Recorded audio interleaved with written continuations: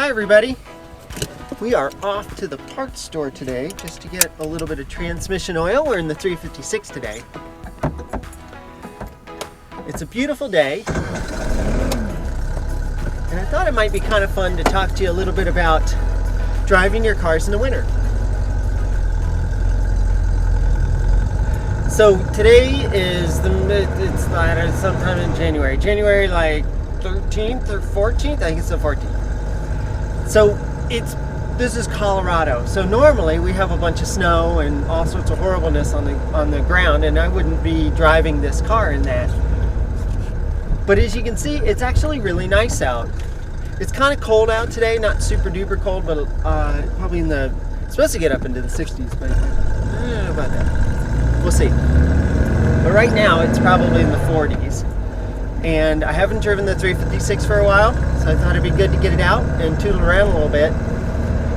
I don't like the car to sit. The seals dry up, the thing starts leaking gas and oil and all sorts of horrible things. But all that is nowhere near as bad as driving the car if there's a lot of salt all over the road as well. And you can kind of see a little bit of whiteness on the road, but it's very dry today. So I'm not too worried about it. And this isn't going to be a long trip anyways. We're just going to go out to the auto parts store to get some transmission oil. So I want to do a video on changing out the transmission oil because this car kind of needs it anyways. So I thought we'd do that. It's really simple to do. Great little maintenance item. And so we're out driving. So I guess the big question is, when is it appropriate to drive your car in the winter? You know, I mean, the cars are different, right? The 3.2 Carrera has pretty good rust protection. I've driven that through winters. That was my daily driver for a couple of years. And it's fine. It seems to be just fine. The Ferrari, the 84s, halfway through 84 and into 85, they started adding a decent rust protection on that car. So that car's probably okay, although I wouldn't really probably push that, to be honest. This car has no rust protection at all. The turbo is fine, the 993 is fine, and so is, of course, the Mini, that's probably our biggest daily driver car in the winter. It would be the Mini. So it's fine, so I don't worry about those. So let's just talk about the other cars, these sorts of cars. What would you drive, your classic car, would you drive it in the winter or not? Do you think it's important to? Would you rather just hibernate it over the winter and then just start it up in the spring when you're ready to go and just let it sit?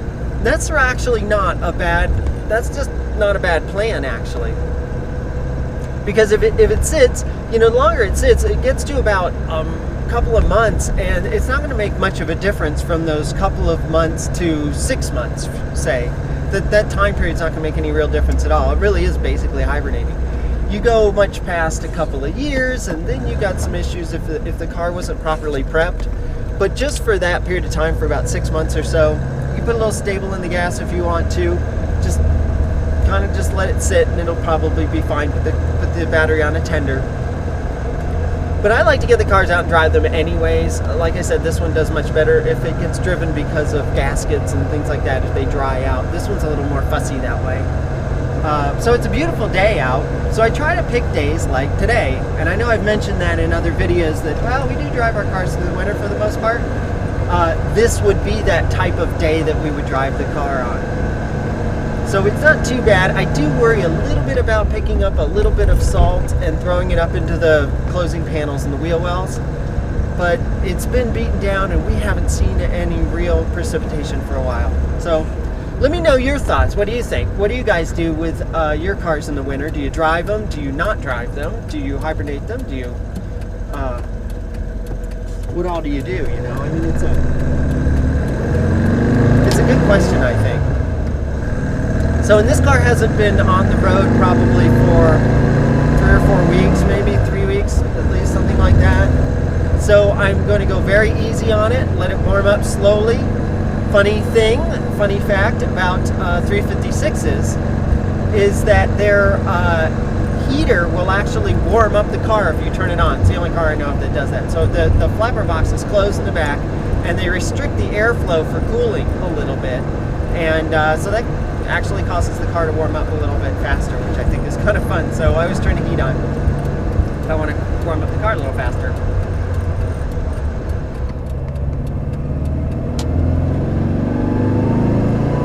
So I think another benefit to driving the car through the winter would be if there's anything that's going to go wrong with it, I want to know before the driving season, because I don't want the car down for long periods of time. So let's say you got something that's just about to go and you just don't know it, and you let the car sit over the winter, then you fire it up in the spring and you're all ready to go, and on your second trip out something breaks and you're like, oh man. So now you've got your car out for a couple of weeks trying to get this or that right at the beginning of the driving season.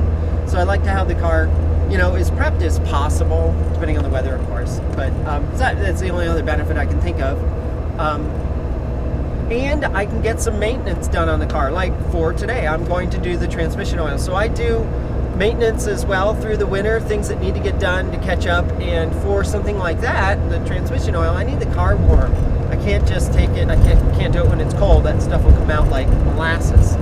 So that helps as well. So I try to pick a nice day to do that as well. And I don't like working in the garage when it's super cold and horrible anyways. So that's what we're out doing. And I think it's going to be it's a beautiful day out. It's just really fun. So I just kind of want to get your thoughts on that. Heading out to the auto parts store to get some transmission oil, as I said, for the car. Now, that's a funny thing. It sounds like that wouldn't be that difficult to figure out, right? But if you go down there, there's a zillion different types, from synthetic to non-synthetic to blends to GL3, GL4, GL5. What all do you want? And interestingly, there's a Miata, and I was on the Miata forum this morning because there was a really good thread on oil and transmission oil. Turns out there is a bit of a difference between GL4 and GL5, that GL5 has a bit more sulfur compounds in it and can eat some of the what they call yellow metals, which would be anything with a copper mixture into it, so brasses mainly. Brass and copper. It can kind of eat through it. What the explanation that I read, which I thought was pretty cool, was that the sulfur helps the oil attach itself better to the metal. So the whole point is you really want a film between two metal parts that are sliding together so they can hydroplane. They should never really physically touch each other. So the oil provides that bit in between so that they can't actually touch themselves. That's great. So the sulfur helps the oil bond itself better to the metals. The problem is it can also pull some of that metal off as it comes off. So that's how it can wear those yellow metals. I was looking at Valvoline because it's one of the products that I use a lot, and their oil says GL4/GL5, and I'm like, okay, well, which is it, GL4 or GL5? You know, pick one. Well, supposedly these compounds have actually changed, and that they're saying that their oils are safe for GL4 applications and GL5. And then that brings us to the next bit. Okay, awesome, so you figured that out. Now what about the weight and stuff? And whether it be synthetic or not. The transmission on this car, the transaxle, has these paper seals around the sides where the axle tubes come out, and the synthetic oils can actually, believe it or not, they can actually weep through that paper. So that can be a thing, and then this car is like that. So years ago when Bruce Baker had the car in the shop, it was all the rage to put Swepco 201 in the car, and that's a very, very good oil. But it's so good that oil's job is to kind of find its way in between little bits, and that's exactly what it did. And it's been leaking. So the only thing that leaks out of the transmission now is blue, which is the color of Swepco. I think it's funny. I've swapped the transmission fluid on it twice, and it still is sort of bleeding blue. So I'm going to do it again, see if we can get as much of that blue out. I'm also going to do a transmission or a suspension grease on this car as well, which is something else I need to get done. So you want to make sure that you get an oil for these older transmissions that has the right viscosity and can spin up the synchros best. These cars have kind of weak synchros, and if you get a super duper slimy and thin oil for the transmission, or very slippery, I suppose, not thin, but slippery, it won't spin the synchros up, and you'll end up sort of crunching gears a little bit. So you want, there's a lot of bits going back and forth. So I'm going to go into the auto parts stores, see what they have, see if I can find what I need. If not, I'll go to another one. But I'll be right back.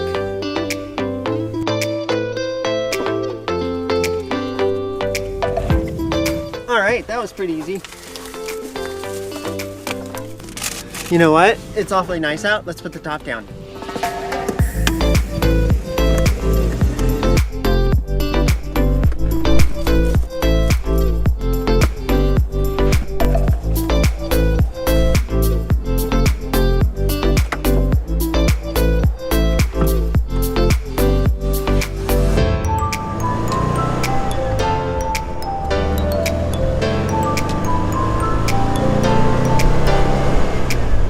So I went with a GL4/GL5, which I think is going to work well, and a non-synthetic, and we'll give that a try and see how it goes. I just need to swap out I swap it out about every couple of years anyways, and this car doesn't get driven all that much, so it's not a super huge thing, but okay, great. So I also got a grease gun as well. I have a small little grease gun, but it gives me fits every time I use it. Drives me nuts. So I'm going to try a little bigger one that won't need to be reloaded as much. And I still like the manual ones. I've used the air compressor ones that go ka-chung, ka-chung, ka-chung, but I can't really tell if they're doing their thing or not. That's why I just like the pump thing. So, yay.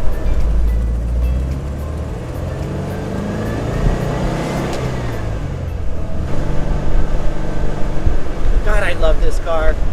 I watched a video a little bit ago of, God, what is it called? Living with a 356 or something like that. It was just amazing video of this guy who has found an older, it's an A car, it's a 50, what did he say it was, a 56, I believe. So it's a T1A car, and it's very rough. But he mechanically sorted it, and he drives it all over the place, drives it off-road a lot, and takes it just all over the place. And he talks about how captivating the car is and how it just makes you feel like you're a part of the car. And he's absolutely right.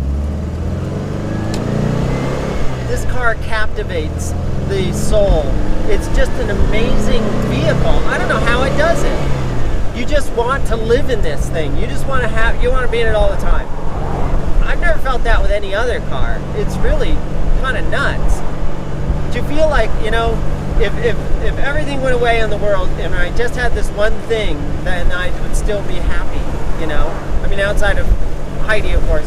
But, I mean, as far as possessions go, this is just, it's that special.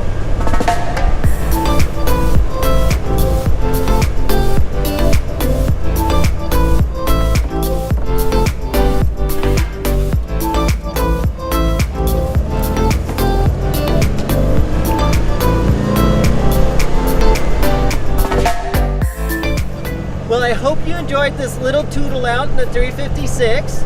If you did, please give the video a thumbs up. If you got any questions or comments, go ahead and leave them down below and I'll get right to them. Let me know what you guys do for your cars in the winter. Do you drive them? Do you hibernate them? What do you do? I'm just always curious as to what people are doing with their cars. So thank you so much for watching, and until next time, safe travels. Bye.